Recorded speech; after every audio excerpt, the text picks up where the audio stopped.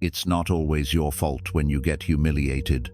Sometimes you're just beginning to speak, and someone interrupts with a joke that makes the whole room burst into laughter. You laugh along, but inside, there's an empty space no one sees. Sometimes you just want to share your idea, but you hesitate because you know that one wrong word is enough for someone to twist it and shame you in front of everyone. Public humiliation is not rare, but what makes it truly painful is the silence of the crowd. The moment when you're not only insulted but also isolated. So why do they do it? And why you? In this video, you won't hear shouts for revenge. We'll uncover the 7 deepest reasons through the lens of Stoic philosophy, combined with modern psychology to understand why people humiliate others in public, and more importantly, how to stop being trapped inside their performance. If you've ever been in that moment and stayed silent until now, then this video is for you.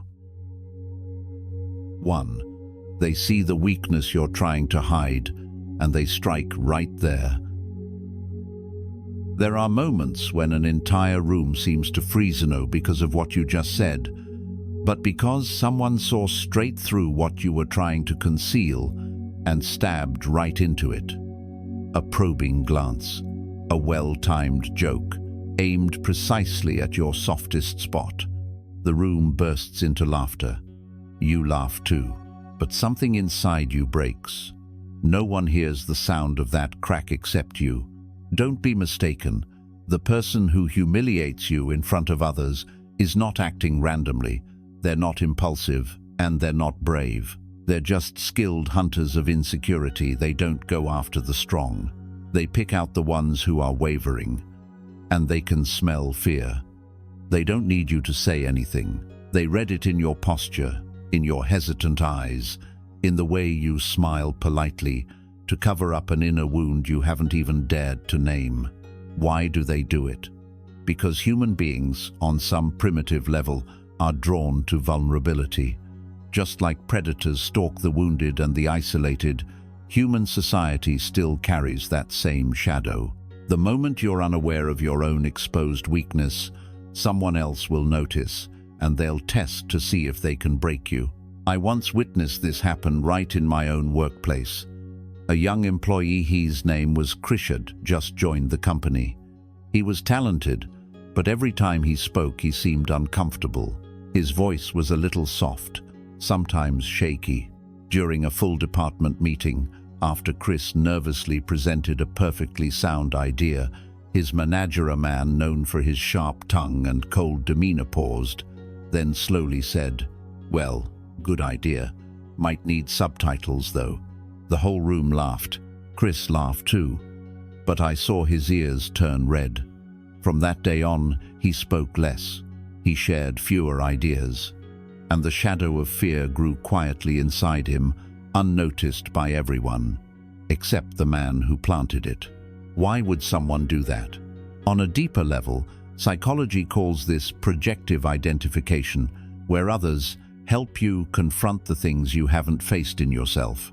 When you haven't owned your weaknesses, someone else will do it for you, but not to heal you. They'll use it against you. If you haven't accepted your lack of confidence, they'll point it out not to lift you up, but to bind you with the very fear you try to avoid. But Stoic philosophy doesn't stop at explaining this behavior. It offers a different kind of liberation. Epictetus, a former slave who endured insults and beatings most of his life, once said, "No man is free who is not master of himself." And a man who hasn't mastered his inner world is always in chains forged by other people's glances, their criticisms, and most of all, by his own fear of being exposed. So what must you do? First, name what you're afraid of. You cannot be confident while denying your insecurity. Look it in the eye. Are you afraid your voice isn't strong enough? That your accent isn't clear? That they'll laugh at you? Then accept that truth as a grown man. Don't deny it. Don't hide it. And in the moment you name it, you begin to reclaim control. Remember, A weakness only becomes a wound when you try to hide it. Once it's brought into the light, once it no longer controls your emotions and behavior, no one can use it to hurt you anymore. A man who knows his own weakness and feels no shame in it. A man who cannot be humiliated. Because how can anyone shame you for something you've already embraced, without pretending to be perfect and without fearing their laughter? And you'll begin to realize what truly unsettles others is not your perfection, but your quiet and radical self-acceptance. When you walk into a room with that kind of presence, even if your voice trembles, even if you speak little, even if you carry flaws, others will feel something they cannot fake: your self-mastery. And that is freedom, in the Stoic sense. Not a world without criticism, but a life no longer ruled by fear of it. No joke will crush you. And when someone discovers your weakness, they'll see one thing: you've already been there. You've already claimed it, and there's nothing left for them to exploit. Have you ever wondered, by hiding what you're ashamed of, are you handing others the very weapon they'll use against you? And if you dared to face it, what would awaken inside you? 2. They want to hide their own weakness by striking first. Have you ever noticed the one who laughs the loudest at a humiliating joke is often the one hiding the deepest fear? Not everyone who attacks you does it because they hate you. Some do it because they're afraid that you might see their own insecurity, so they strike first. They're afraid of how others look at them. They feel empty inside, and to fill that void, they need someone else to feel small. They don't need to truly insult you. Just a slight hesitation, a brief flicker of doubt, a glance downward instead of eye contact, and they already feel relieved. They still haven't solved their problems, but at least they're no longer the weakest person in the room. I remember a story about a department head named Ellis, over 10 years of experience in media, yet constantly feeling threatened whenever a young employee showed real potential. When Emma, a brand new intern, pitched a creative campaign in a meeting, Ellis cut her off with a cold remark. Adorable. But let me remind you, we're talking real business here, not a graduation project. The whole room laughed, and Emma's face turned red. As for Ellis, he exhaled slightly. No one noticed, but in that moment, he felt like his control had just been restored. From a psychological perspective, this behavior is known as displacement shifting emotions. When a person feels stressed, powerless, or insecure, they often redirect that fear onto someone weaker, just to momentarily feel like they're still in charge. They don't dare confront their superiors, can't fix their own inadequacies, so they attack subordinates, thinking there'll be no backlash. But here's the danger. If left unchecked, this behavior repeats itself, and the one being attacked will slowly start to question their own worth. Stoicism, the ancient philosophy Seneca once taught, offers us a different path. He wrote, "A wise man is indifferent to what he cannot control." Someone humiliates you because they can't control their own fear, but you can control the way you see them. Stoicism doesn't teach us to retaliate, nor to stay silent and endure. It teaches us to see through the behavior to the fear behind it. They don't attack because you're weak. They attack because you are the reflection of something that threatens them, because you represent something they've abandoned. And to avoid being seen, they shout first, to drown out their own voice. So what should we do? Don't react too soon. Observe. When someone criticizes you, listen not just with your ears, but with composure. They're telling you a story about themselves, not about you. A story they don't have the courage to confess, so they act it out by hurting others.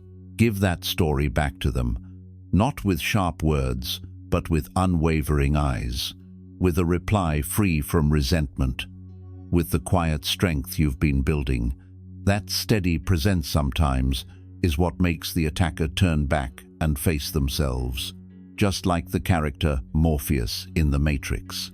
When he was tortured by Agent Smith through mocking words and brutal violence, Morpheus didn't react with anger, didn't fight back with hate, and didn't show the slightest fear.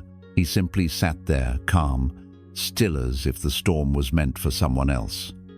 And that silence, that unshakable stillness like polished glass, made his attacker lose patience. Morpheus didn't need to prove his strength. He just refused to let anyone shatter his mind. That grounded presence, excellent as stone, deep as a canyon, was what made the one who attacked him falter. You don't need to become harsh or combative. You just need the courage not to be pulled into someone else's performance. So the question is, when was the last time you held on to that stillness in a room full of people laughing at your deepest insecurity? 3. You stayed silent too long and lost your own boundaries. Silence, sometimes it's a suit of armor, a way to preserve your peace in moments when you're not yet strong enough to speak. But when you stay silent for too long, that armor stops protecting and starts chaining you. It becomes a quiet agreement, an open invitation for others to cross your lines. And then people don't realize they've gone too far, because from the beginning, we never showed them where the boundary was. I remember an old friend. Every time we met with our group, he'd joke by dragging pieces of my personal life into the spotlight. At first, I thought he meant no harm. Lines like, "Don't ask him about relationships, still a mess," or "If he negotiates anything, he only wins in dreams," made the table roar with laughter. And I laughed too, because I didn't want to break the mood, because I didn't want to be labeled too sensitive. But each time, something inside me pulled tighter. I stayed silent. Until one day, I no longer felt at ease sitting among them, not because they meant harm, but because I had taught them this was okay. In psychology, this is called learned helplessness. When someone experiences situations they can't control for too long, they eventually stop trying, even if they're fully capable later on. The frightening part is, this surrender doesn't come all at once. It happens quietly, slowly, like water dripping on stone, until your self-worth is worn thin without you even realizing it. Other people, close or not, will learn how to treat you based on what you silently allow. And they're not always trying to cross the line. Sometimes they simply don't see that a line exists. Marcus Aurelius once wrote, "Waste no more time arguing what a good man should be. Be one. Don't waste time debating or complaining about how others should behave. Be the kind of person you want them to respect." Calmness doesn't mean passivity. Respect doesn't mean surrender. And stillness doesn't mean you abandon your personal boundaries. You don't need to speak harshly to defend yourself, but you must show clearly what you will accept and what must no longer continue. A firm look when someone jokes at the wrong time, a refusal to laugh when you're made the punchline, a quiet step back when unfairness starts creeping in. These small, quiet gestures are how you rewrite the rules, not with words, but with presence. I remember the first time I chose not to laugh. That day, it was still the same old friend, still the same old joke, but this time, I just looked at him, silent, not angry, not flustered, not playing along. The energy around the table suddenly shifted. People began changing the subject. No one said anything, but I could feel it. Something had just quietly changed. From that day forward, those jokes began to fade, not because I lashed out, but because I finally stood present for my own boundary. Silence that stretches too long makes people forget that you have feelings, but the right presence, calm and steadies enough to reset every boundary. You don't need to shout to be respected, but you do need to show that respect is non-negotiable. Life. They want to keep you in their life.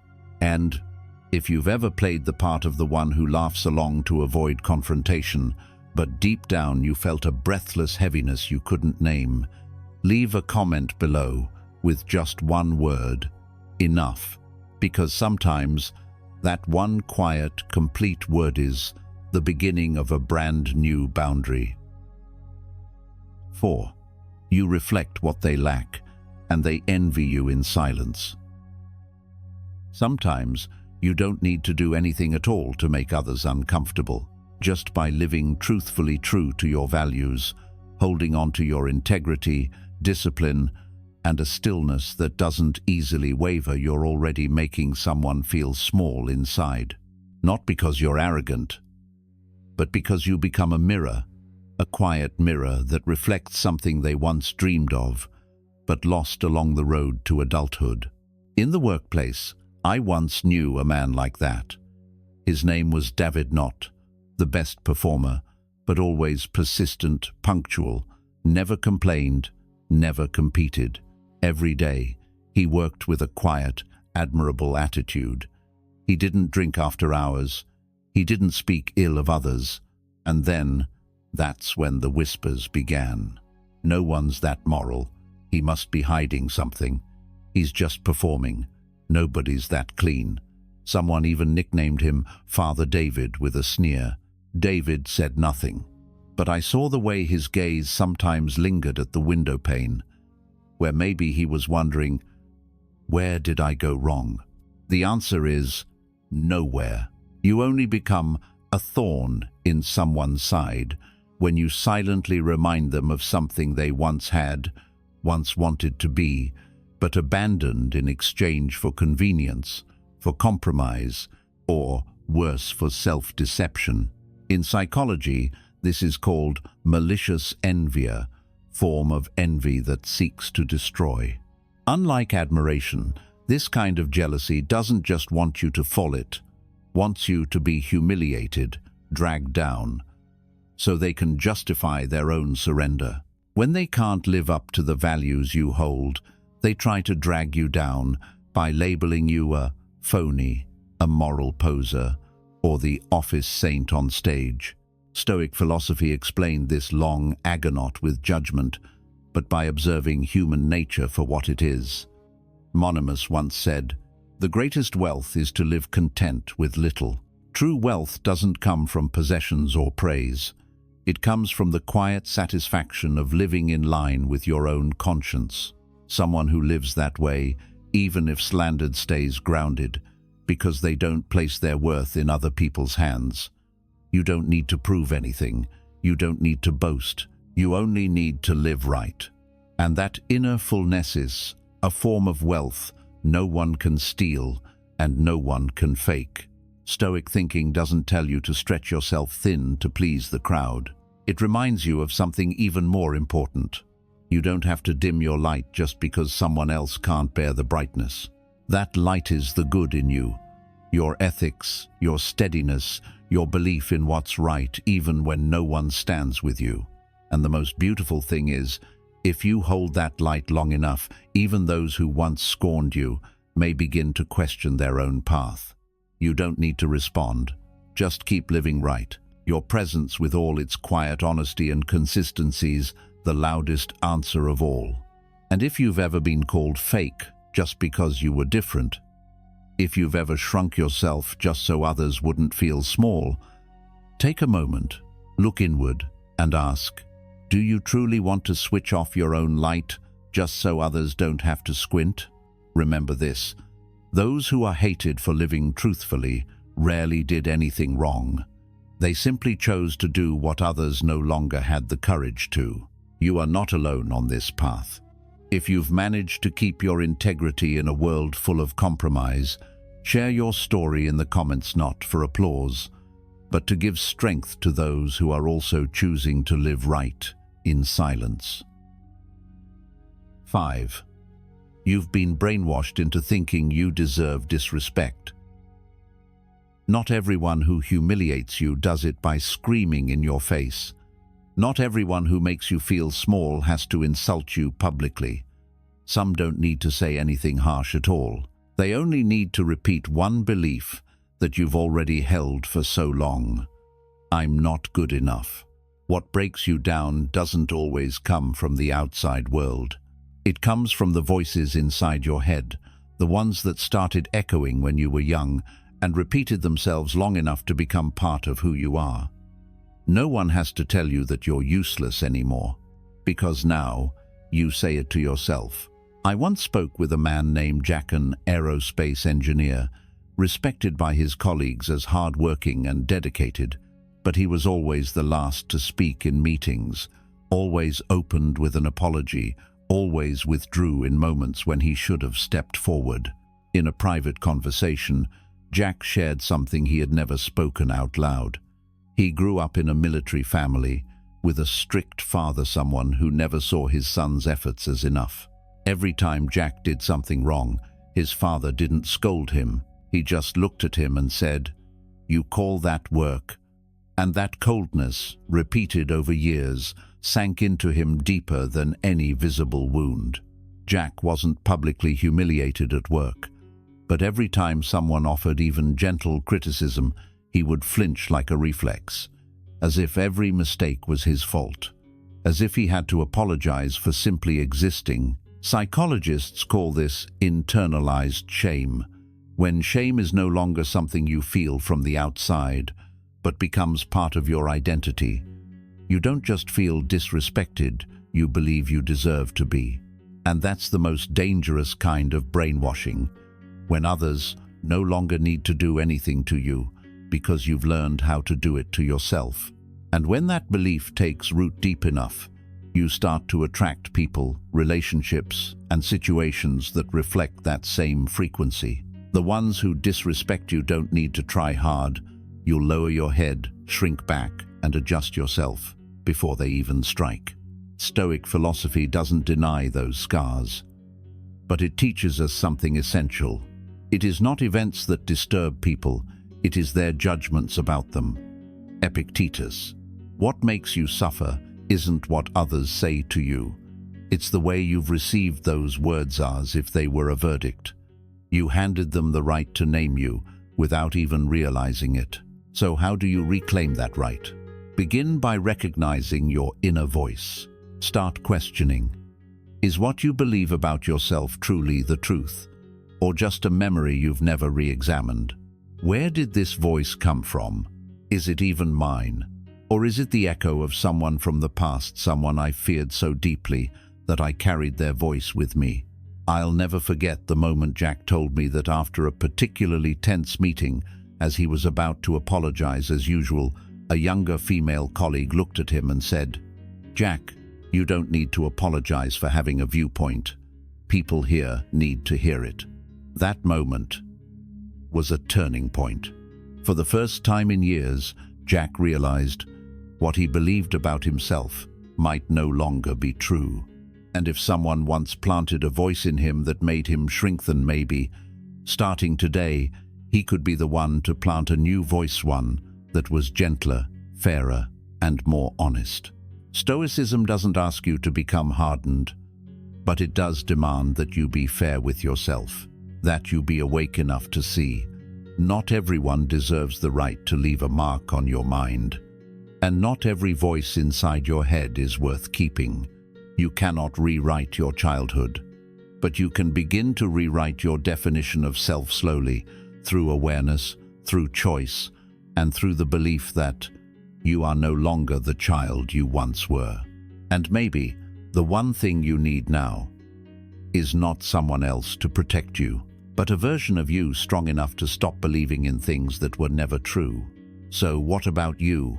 How long have you been living according to voices that no longer belong to you? And do you have the courage to go quiet? Not out of fear, but to finally hear yourself again. 6. They humiliate you in front of everyone to manipulate the crowd. Some attacks aren't aimed at one person, but at the eyes watching that person. The one who humiliates you doesn't just want to bring you down. They want to make you into a symbol. They want to use you as a stage to buy laughter, approval, and the quiet satisfaction of the crowd around them. And in a world where standing out can be bought by mocking someone, humiliating you is sometimes just a strategy to strengthen their own social position. I once witnessed a meeting at a major company in New York. The manager, a man in his 40s, experienced but infamous for his sarcasm, turned to a young employee and laughed.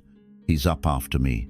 But don't worry, if you don't understand a thing, I'm sure he'll make a flashy PowerPoint to let the visuals make up for the content." The room burst into laughter, but the young man, rather than retaliating, remained quiet, lifted his head, and kept preparing his presentation.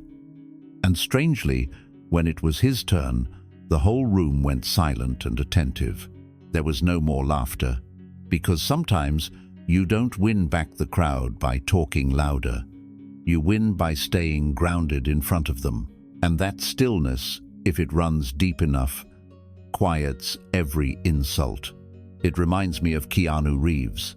Throughout his long career, he was often the subject of mockery, from his simple clothes, his habit of taking the subway, to his quiet life lived mostly alone and away from glittering events.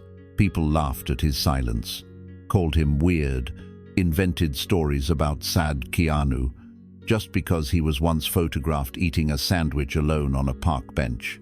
In a Hollywood world filled with noise and spectacle, Keanu was an anomaly. He never fought back, never gave interviews to explain himself, never tried to craft an untouchable public image. He just lived as he was, simple, steady, and without asking for anyone's approval. And precisely because he didn't respond, didn't react, didn't bend to defend his image, Keanu became a symbol. Not because he tried to be, but because his unwavering presence in a world of noise became the loudest response. He didn't need to win every verbal battle. He just kept walking as if no one ever tried to interrupt his stride. Marcus Aurelius once wrote, "The opinion of 10,000 men is of no value if none of them know anything about the subject. 10,000 stares don't make something true if 10,000 minds don't understand what they're looking at." You don't have to win the crowd back, because most of them aren't truly on anyone's side. They laugh because they're afraid. They stay quiet because they don't want to get pulled in. They nod because nodding is the safest thing to do when you're trying not to become the next target. But there's one person you must never lose, and that's yourself. Don't trade dignity for agreement. Don't step back just because the crowd doesn't have the courage to move forward with you. And don't ever let someone else's silence make you question your own worth. Stoicism doesn't teach us to become indifferent, nor does it glorify passive silence. It teaches us to see the crowd for what it is: vague, easily swayed, easily led, and then to choose to hold on to one thing: your own steadiness. You don't have to shout to protect your honor. Just keep one gaze, one posture, one presence, strong enough not to dissolve. And sometimes, that light alone is enough to make your attacker uneasy, because you didn't react the way they hoped. You didn't beg the crowd to defend you. You simply stood there, deep, steady, and real enough to make every game fall apart. So the question is, have you ever stood in a crowd that laughed at your expense and realized that what needed protecting wasn't your honor in front of them, but your self-respect within? 7. They want to control your emotions and your social position. There's a kind of humiliation that doesn't need harsh words. It only takes one smile at the right moment, in the right place to make you appear weak in front of others. Every time they make you angry, hurt, or confused, they win. Not because they were right, but because they've gained control over your reaction. And in the complex dynamics of social interaction, from friend groups to workplaces, even within close relationships, people don't just communicate with words. They communicate through hierarchy, through a raised eyebrow at just the right time, through their ability to steer the emotional tone of a room to quietly reposition themselves in the social order. I remember the story of Brianna, an old friend, who used to be a creative director at a media firm. In our close circle of friends, Brian was always the storyteller. But whenever someone new joined the group, especially someone more talented or more confident, he had a strange habit. He'd tell funny stories from our past, always just light enough to make people laugh, and just pointed enough to make the subject look a little foolish. I was once the subject of one of those stories. That night, he told the group about a time I failed an interview because I forgot to zip my pants, a joke that seemed harmless. But in a circle of people who'd never met me before, it shifted the tone. I felt smaller, lighter, and the worst part, I laughed along. Not because it was funny, but because I didn't want to be seen as someone who couldn't take a joke. But when I stepped back and looked closely, I understood. Brian wasn't telling the story for laughs. He was telling it to keep control. In a group dynamic that was shifting, he needed something to anchor himself to the role he used to play. And if that meant a small social takedown of an old friend, so be it. Because he knew most people would laugh along. Psychology calls this a reflection of social dominance theory, when people use calculated humiliation as a tool to claim or reclaim power within a group. It doesn't always come from malice. Sometimes it comes from a fear of becoming irrelevant, from the feeling that your position is being threatened, and the primary weapon isn't fists or shouting, it's controlling someone else's emotional state. Because if you get angry, lose your cool, or react strongly, you've just confirmed to the group that you're easily shaken, that what they said got to you. And even if no one says it aloud, a subtle shift in status has already occurred. So what do? Seneca once wrote, "He who is brave is free." So what does bravery mean in the Stoic sense? It's not about a loud reaction, nor a bold retaliation. It's about your ability to remain yourself in the face of someone trying to push you out of your center. It's when they use their words to knock you off balance and you remain unmoved. You're not inflated by praise. You're not diminished by mockery. Stoicism doesn't teach you to reverse the game with sharper words. It teaches you this: if your inner stillness remains unshaken, no one can move you. If you are untouched by their mockery becomes powerless.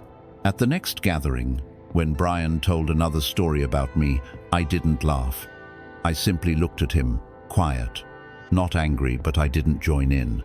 And instead of being boxed into that old story, I offered something else, a different memory, not funny, but real and meaningful. The mood shifted. No one said anything, but I saw the way a few people looked at me change. I was no longer the punchline of someone's story. I was the one who chose to tell my own. You don't need to win back the crowd, but you do need to stand firm in front of them so they understand. You're not easily controlled. You are the only one who decides where your emotional boundaries begin and end. And that very self-mastery is what makes you untouchable, no matter how hard they try. So what about you? Have you ever lost your position just because you couldn't control your reaction? And if you could begin again, what would you choose to keep? The anger or the freedom?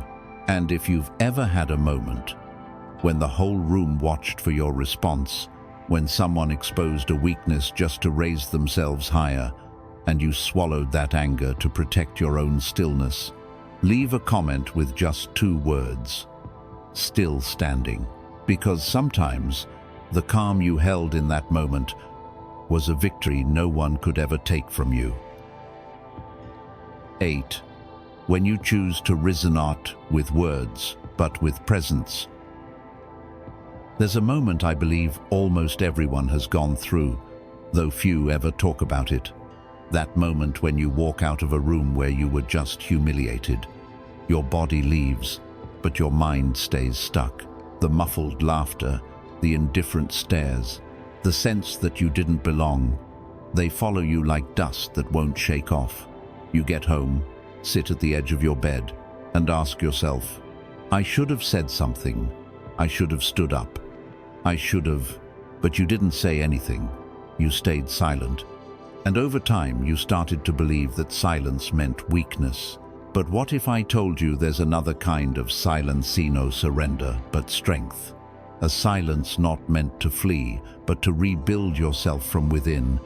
I was once the kind of person who walked away from every room that made me feel small.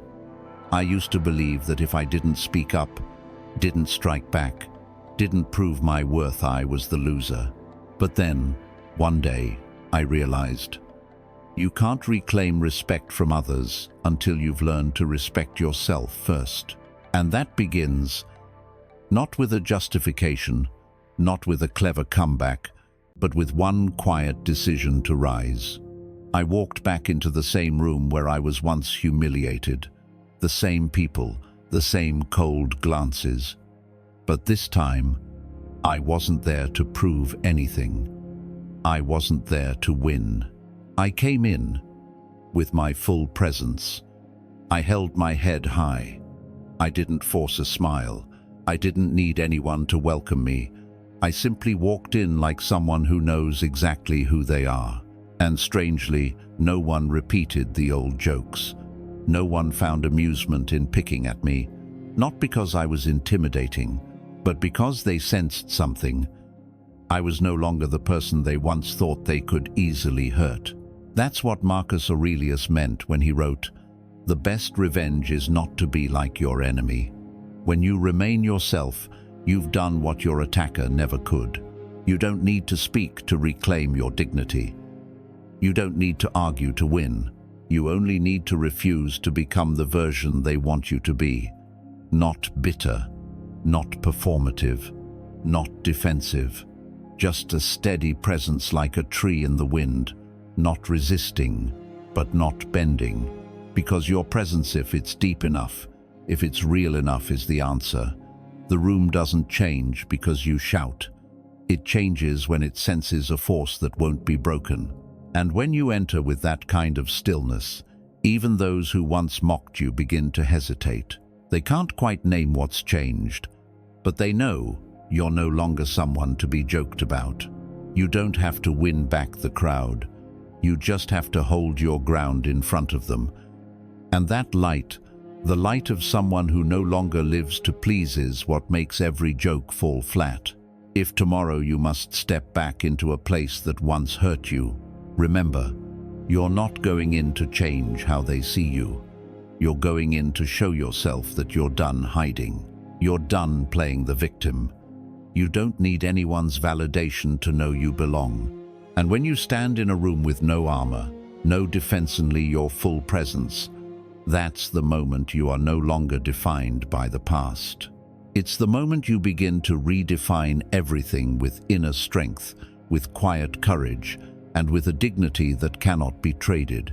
You've just walked with me through 7 of the deepest reasons why people choose to humiliate others in front of a crowd, not because you're weak, but because you quietly reflect something they cannot face within themselves. They spot the weakness you try to hide and strike it. They attack you first, just to cover up their own insecurity. They take advantage of your prolonged silence to cross your boundaries. They envy the quiet strength you never flaunt. They plant voices in your head until you believe you deserve to be looked down upon. They turn you into a joke to win the crowd's approval. And they manipulate your emotions as a way to control your standing in the group. But now you've seen it too. None of these tactics work unless you allow them to enter your inner world. When you reason not with words, but with presence, when you stop, look them in the eye, and no longer feel the need to win with cleverness, that's when you begin reclaiming sovereignty over your mind.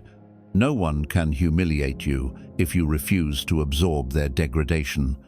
No one can define you unless you allow their fleeting perception to dim the light within. Marcus Aurelius once reminded us, "The best revenge is not to be like your enemy." And in a world obsessed with fast reactions and louder voices, your stillness, your quiet depth and unwavering self-control is exactly what makes them retreat. Don't try to win the crowd. Become so rooted that the crowd no longer dares to stand with your attackers. If this video touched something in you, leave just one word in the comments: awake. Because the moment you can name what you once silently endured, you are no longer a victim. Hit like if you believe this message deserves to be shared. Subscribe if you want to keep building a mind that cannot be broken. And if you saw a piece of yourself in any part of this video, don't keep that to yourself. Share it with someone you know, someone who once bowed their head in silence the way you once did. Because from today forward, you will no longer bow your head, not to them, not to the crowd, and most of all, not to yourself.